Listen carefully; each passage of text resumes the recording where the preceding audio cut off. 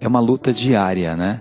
Eu tenho que enfrentar um pouquinho essa realidade. E por menor que seja a minha conquista, ela é significativa porque eu estou dando passos, né? O pior é não dar mais passos e olhar para mim mesmo e me achar um nada. Eu sou um lixo, eu não tenho condições, eu não tenho inteligência para isso. Eu vou na faculdade e não entendo nada. Eu converso com alguém, eu não entendo nada que a pessoa falou. Eu leio, dá dor de cabeça, não entra na minha cabeça. Eu nasci para não dar certo. Se a gente acredita nisso, que a gente nasceu para não dar certo, a gente vai acabar não dando certo. Porque é o hábito de se achar um lixo.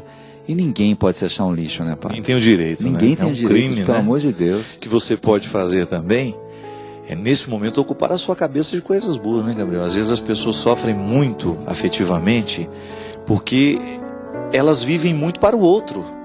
E esquece, existe uma série de coisas que a gente pode fazer no nosso dia a dia que vão ocupando o nosso coração e que vão ajudando a gente a superar essas separações, essas dificuldades de relacionamento. Eu sempre digo que um casal, para dar certo, tem que viver uma realização pessoal antes de qualquer coisa. Os dois, né? Porque senão um fica querendo que o outro seja o motivo da sua felicidade e vice-versa. É tudo muito bonito e romântico a gente dizer, né? Você é motivo da minha alegria, eu sou motivo da sua alegria. Tudo bem, a gente tem até o direito de colocar isso como um ponto a ser vivido e a ser cultivado. Mas nós não podemos esquecer que a gente também tem que ter bases sólidas do nosso mundo, porque se por acaso o outro se ausentar, eu preciso continuar. E aí? O que é que sobra de nós no momento em que o outro se ausenta? Né? Ô padre, e nessa questão das sobras e das tristezas, muita gente, porque o senhor divulgou que a gente iria conversar sobre medos, e muita gente fez perguntas no Twitter ligadas à morte, né? Eu até estava te mostrando algumas perguntas lá de uma mulher que perdeu os 2 filhos. Tem tanta pergunta aqui. Não, primeiro tem uma que fala assim: será que o padre Fábio já superou o medo dele de ser enterrado vivo, né? Você superou esse E o que medo? ele faz para evitar isso? Eu evito morrer, né? É, mas é melhor. É o melhor jeito. Mas você sabe que tem uma coisa interessante aqui, de muita gente perguntando sobre morte mesmo, e assim, a Luciana falando de uma amiga dela, de uma prima dela que perdeu os 2 filhos e o marido e tal. Eu me lembrei de uma história, padre, de um casal que eu conheci, que perdeu a filha de leucemia, filha com 19 anos, né? E aí eles estavam no sítio, 15 dias depois da morte da filha, os 2 muito tristes, né? Aí o filho ligou, falou: pai, o senhor tem que enfrentar isso, não dá para o senhor chorar o dia inteiro, não é possível, né? Ele falou: filho, mas eu não aguento, é mais forte do que eu. Falou: pai, eu vou aí. Eu: não, filho, não vem, tá tarde. Tá bem. O filho sai de São Paulo para ir nesse sítio e morre de acidente de carro, né? Aí eu conheci esse casal, eu fiquei tão impressionado assim, porque eu conheci num momento, um mês depois, eles só choravam, né? Eu também chorei junto com eles, né? Vendo aquela história. Um falava assim, a gente olha um pro outro, né? E fala: e aí, né? E agora? O que vai ser da nossa vida? Aí você entra naquele quarto da filha, o quarto do filho, né? E é interessante que uns 4 meses depois, eles pegaram 2 crianças para criar, né? Adotaram 2 filhos, né? E aí passou um ano assim. Você vê, é claro que eles jamais vão esquecer essa história de amor dos 2 filhos que se foram, né? Mas de repente aqueles 2, no momento que ela que queria muito ele, falava assim: mas eu já tenho 50 anos, né? Ela falava assim: você só tem 50 anos, não é que a gente já tem. Imagine o que a gente pode fazer ainda. Então eu acho que às vezes na dor, padre, quando a gente percebe que a gente pode fazer a diferença na vida de alguém, É verdade. Fazer um trabalho social, voluntário, visitar crianças com câncer, pró-queimados, né? Quer dizer, tantas coisas lindas que a gente pode fazer, o nosso problema fica bem menor. Gabriel, no meu livro Quando o Sofrimento Bater à Sua Porta, eu uso aquele poema do Drummond de Andrade: e agora, José? E eu acho muito interessante, porque às vezes a vida nos coloca na mesma situação que o poeta colocou José, né? A festa acabou, agora é você e a sua vida, né? Seus amigos foram embora, já não existe muita coisa. E eu acho interessante que Drummond vai colocando José dentro de um contexto de realidade tão dura, tão crua.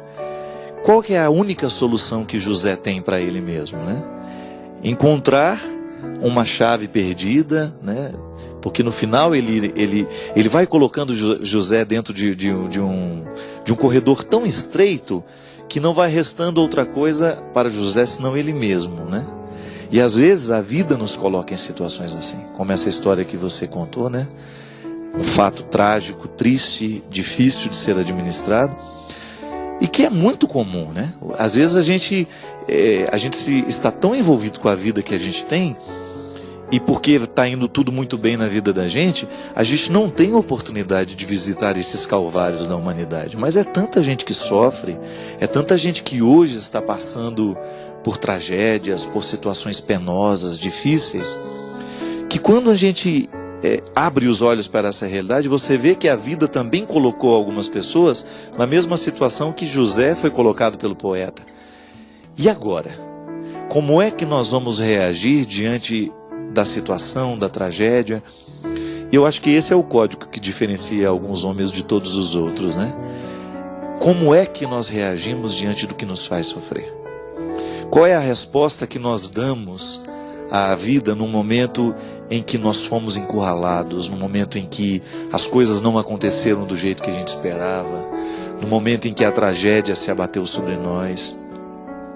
Eu acho bonito, e eu contei isso, Gabriel. Não sei se você se recorda, na abertura das Olimpíadas, ou no encerramento, não sei, o grande herói de Pequim, né, que era aquele atleta, o jogador de basquete que está naturalizado nos Estados Unidos, né?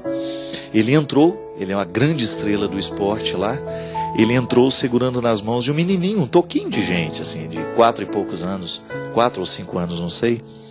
E depois ninguém entendeu nada porque que aquele menino estava entrando, e o comentarista, né, muito emocionado, disse: esse menino sobreviveu ao terremoto que aconteceu pouco tempo antes das Olimpíadas. E ele contou uma história interessante. O menino estava na escola, no momento do desabamento da escola, ele com todos os coleguinhas foram soterrados, ficaram debaixo da terra durante muito tempo. E sabe por que eles foram salvos? Porque ele cantava. Debaixo ali do soterramento, nossa, que lindo. Ele resolveu cantar. E os bombeiros escutaram o canto dele. E ele não cantava sozinho, ele motivou todos os coleguinhas que estavam naquele sofrimento, machucados, quebrados, com fome, com frio, com sede. Ele não deixou os coleguinhas dele desanimar, e eles permaneceram cantando. Olha que sintática linda, lindo, né? Isso, né? Quem canta sobrevive, né? Sobrevive. Diante do acontecimento trágico, ele resolveu cantar. O padre, na segunda-feira foi muito bonito o Papa Beto, assim, com o padre Antônio Maria, que é um padre tão especial, tão maravilhoso, né?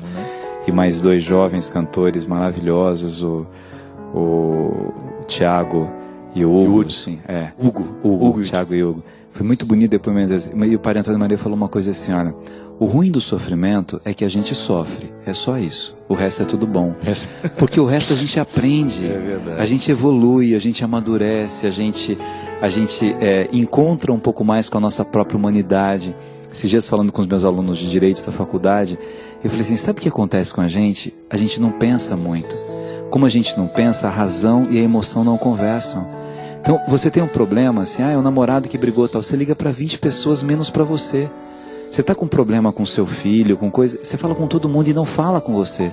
Então a gente tem medo de ficar sozinho, né?